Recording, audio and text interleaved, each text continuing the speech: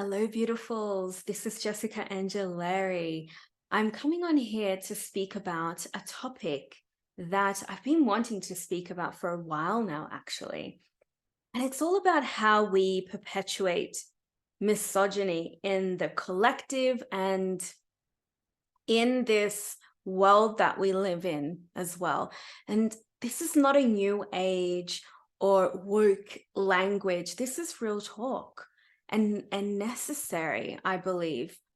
And I've gathered this information from my own learning experiences, and yeah, I just wanted to take the opportunity to speak about it and just plant a little seed to help you maybe understand why we may be feeling certain things. When I first started exploring my own relationship with my body, my sexuality, from the perspective of Tantra, I realized how much I actually didn't know anything about my body and my sexuality and my sensuality, and how most of it was rooted in misogyny and a history of patriarchy. Something else I've noticed as well is that a lot of women we're speaking about feminine empowerment, and I feel like we're not really speaking about this in how we have been hurt. And now I'm not talking about the patriarch in any way to put anyone down. This is not even about men, because men have been hurt by this as well. I'm speaking about a system or a frequency that we've experienced, and men have as well. Women have, I feel, it's really instilled in our attitude and the way that we move through life, in feeling competitive, or that we need to compare with other women, and in our accomplishments. And then all of that defines our worth, which is not true. I'm also not saying this to make us feel like that we are the victims. It's actually the opposite. I mean, I never encourage that attitude and mentality of victimhood, because that's not how we reclaim our power. So this idea that I'm speaking about, the misogyny, has resulted us women in this modern world to feel sidelined. And it creates this idea that there's something wrong with us, fundamentally wrong with us, because we can't keep up with society's standards of beauty, made up standards. We may not even, we struggle because we feel like we have to keep up with men, and we don't. Because really, in reality, the feminine is all about the cycles, embracing your inner cycles. We move up and down constantly, from moment to moment, day to day. And we also feel that our sexuality is that of something that is only limited to what we do in the bedroom. So we are in a system that doesn't support our nourishment, how we feel, our ravishment, sensuality, our sexual expression and pleasure, and how pleasure, it really is this essence and medicine to our healing. So this misogyny, or the ideas of the feminine and how she needs to be, has helped me unravel what it means to really be a woman and understand sexuality, and how that has helped me with my own inquiry with my relationship with myself and with other women. And when I say myself, I mean with my expression, my voice, my truth, and my sexuality. And I began to realize in this inquiry over the last decade now about my body, and how completely obsessed with looking a certain way, how that's really been part of our way of moving through life. And I was doing all the workouts, and I was obsessed with having this perfect, thin, flat stomach. But what was missing was something so much deeper. My body was so much more than what I was educated to believe. My body is really the gateway to spirit and my soul. And we can explore this through sexuality. So the powerful, pleasurable pathway to deeply, it is, I should say, the powerful, pleasurable pathway to deeply fulfilling ourselves and into self-discovery.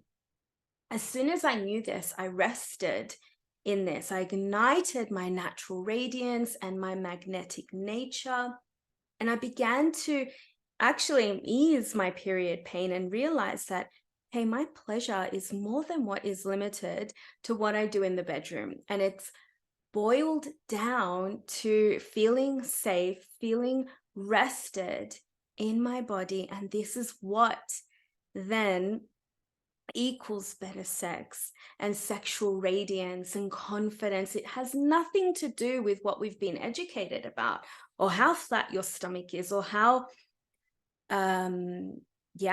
plump your lips are. None of this is what really defines sexual radiance. And I know a lot of women feel unsafe. We've all felt unsafe. We've all carried this trauma around our expression, around our sexuality, and we shut down.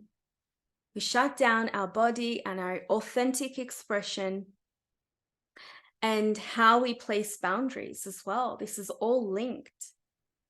And because we have felt this in our life, we have felt the competitiveness, the slut shaming from other women as well, body shame, the judgments that we hold about ourselves. All of this is how we relate to ourselves. So we women are sleeping with the patriarchy. We don't even realize it. And we can see this through embodiment and the way that women feel and think about themselves, and the way that they regard themselves in a world of perfectionism. So we feel we have to suck in our bellies. We can't say too much. We're worried about what others are going to think of us. We have to alter our face, use all these filters that's out there now, right? And it's all to be seen as something that's desirable. I mean, who's created this idea of that? And it feels so normal, but it's not. And in no way am I saying this as a jab at anyone for their decisions. Everyone is free to do what they want to do as long as they're happy. But in order to really make a change in our world, we have to rewrite this narrative and take responsibility as well for how we show up, how we relate to ourselves, how we relate to our bodies, the relationship that we have with our sexuality. And this is something that these narratives have been passed down to us. And it's not something that our ancestors could do to shift these narratives, but we can do this for them. We have the tools now to do it. And we can shift the stories and the relationship that we have with our body. It's a very humbling path. And always know that I'm here as well to answer any questions, and I'm here to walk this path with you so it doesn't have to feel difficult. And remember, your body is more than just moving from A to B Your breasts are more than what you are led to believe. Your yoni, your vagina, is much more than what you explore in the bedroom. I mean, with another, of course you explore it in the bedroom, but you know what I mean? It's a passageway for life. Your yoni, your vagina, is a passageway for life. How does that feel in your body? And this is not something that we're ever told. And it is this passageway to create life, human life, or your creative inspirations. However, this is not what we've been fed to believe. Instead, we've been told that the vagina is for a man's pleasure, and that's it. Or we bleed, and it's something that we have to experience monthly. But she is a magical, beautiful vessel, and she teaches you about your womanhood and how you relate to your womanhood. So it's up to us to dismantle the patriarchal, the narratives, and the only way to do this is by getting familiar with yourself, with your body, getting comfortable and feeling safe to get intimate with yourself. If we're wanting to move into feminine empowerment, this work, we need to look at all of this. And this can feel uncomfortable, I get it. Otherwise, we are falling into this trap of body shame, ageism, sex shaming. We have to do this because we are constantly bombarded with images of how a woman needs to be, how sensual she needs to be, how to be feminine. And then we end up feeding into these narratives and believing them, these ideas about how we need to look, that our body should have no hair, we need to have a big butt, we need to have big boobs, a small waist. And these ideas continue to change as well. The ideas of having no wrinkles, that we need to all be this fresh young girl, this little perfect girl, where everything's perfect. And anything outside of this image, we've been fed from society and media, well, everything, it's not okay. It leaves us to feel that we're not okay or we're not beautiful.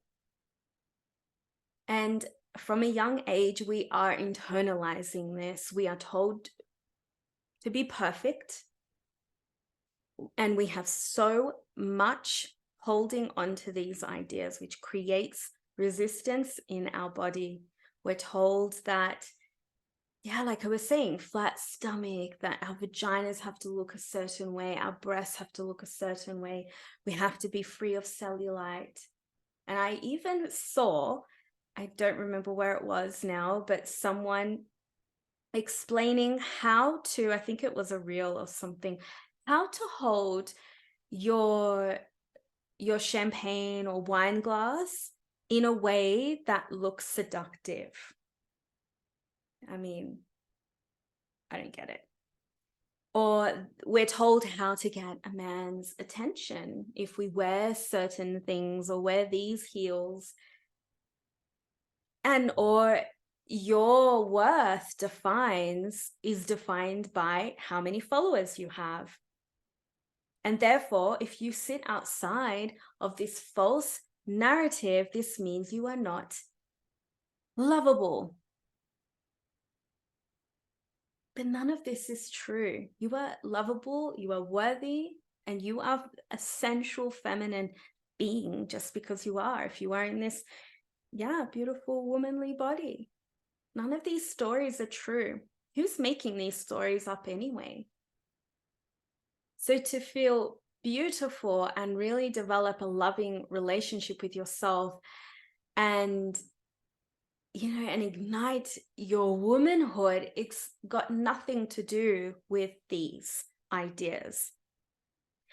Now, I'm also not denying that we shouldn't look good. I mean, I love wearing makeup. I'm wearing makeup right now. I love wearing my earrings. These are the ways that I love to express my feminine, because the feminine loves to be nourished and she loves to express herself through beauty. And that, I mean, I love that. And I speak about beauty in my programs as well. But it's not one or the other. This is a holistic approach that we're taking here to your womanhood. This is not about needing to alter yourself or do things for the sake of validation, for approval from others. There's a difference. So when I speak about this, this is all about descending back down into the body, into the heart. This is the feminine way. This is about peeling off the layers. What layers am I holding on to that I haven't seen yet, and getting real about them, about what is really limiting your authenticity? Where are you maybe blocking yourself from enjoying your pleasures? Where are you getting stuck in the need to be perfect? Where are you getting stuck in your own limited stories of, you know, of that thing is what is going to make me feel more worthy? I need to have people's approval in order to feel worthy. You know, just starting to ask yourself these things. Where are you denying yourself pleasure and sensuality as a way of healing instead of getting stuck in your mind? And whenever you do feel those negative things, know that it's okay as well. I mean, that's what makes you human, but it doesn't have to define you.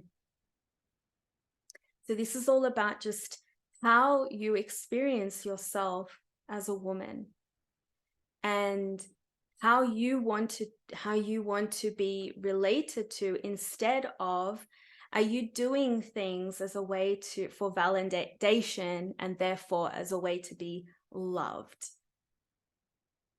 Because no one is going to love you the way that you can love yourself. It is your responsibility to do this.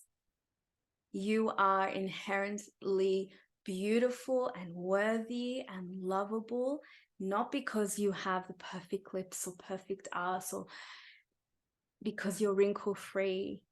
All of that, all your imperfections are beautiful and is what is needed. Your mistakes are needed. It's what makes us connect as humans. And your radiance is not defined by all those things.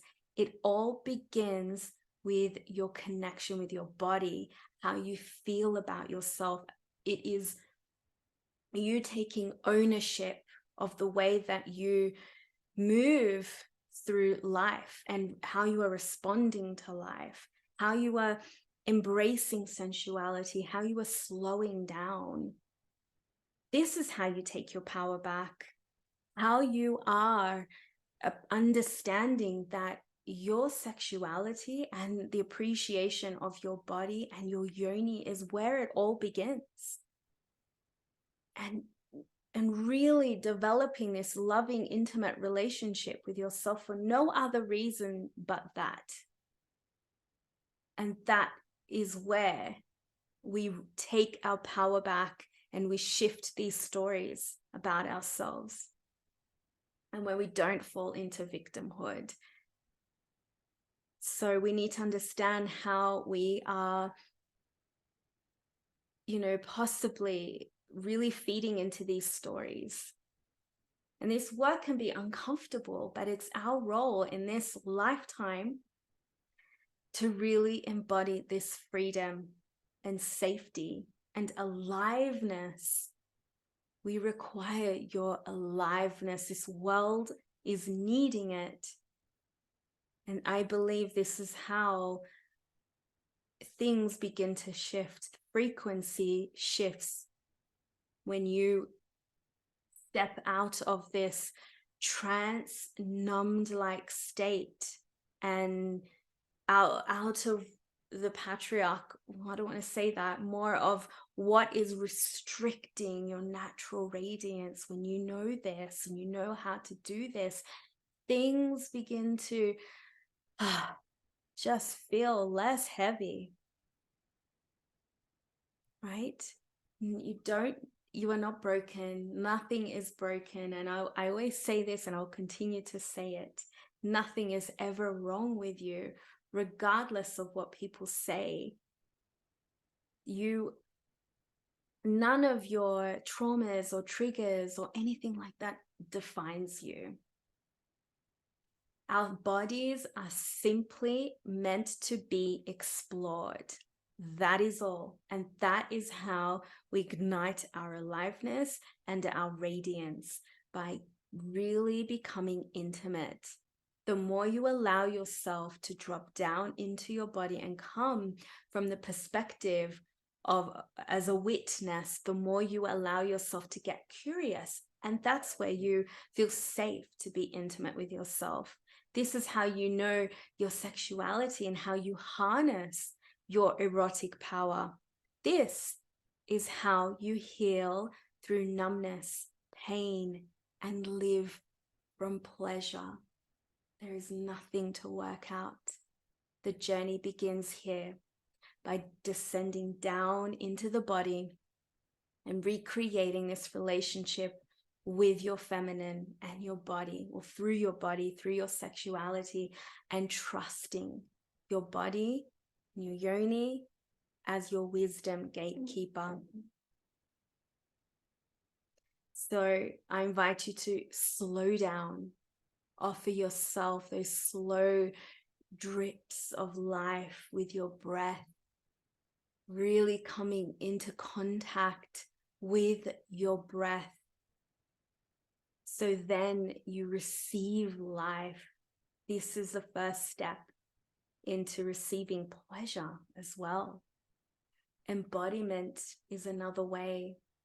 How are you holding yourself as a woman? How are you what is your posture like? How do you walk through a room?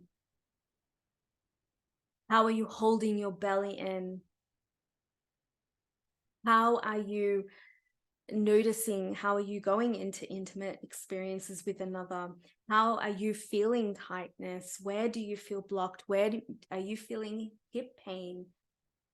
So just getting really connected with your body, with nothing to change, just being intimate with all that's there. And this can take years. It's taken me years and years to be in this embodiment and safety of my body, but you can do it. We're all in this together, doing this work together.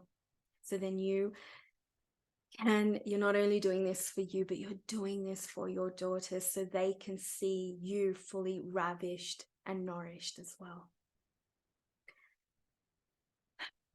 Yeah, and let's shift these stories for them, so then they can come into a world really honoring their body the way that they are, as a beautiful representation of the goddess. And with that, I'll leave you there. I hope you enjoyed this. Let me know what's landed for you. I would love to know. Or what made you feel like, yes, this is time.